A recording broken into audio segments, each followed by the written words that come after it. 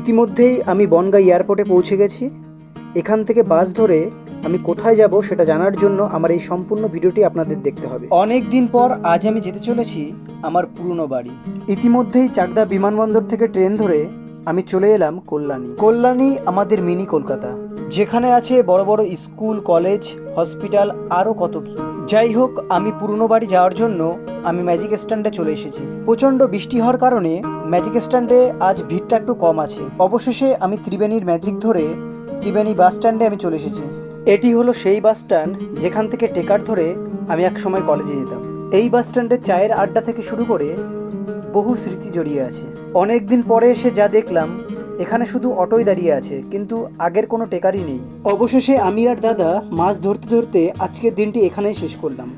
সকলকে অসংখ্য ধন্যবাদ জানাই। আজকের ভিডিওটি এখানেই শেষ করলাম। দেখা হচ্ছে পরবর্তী ভিডিওতে। টাটা।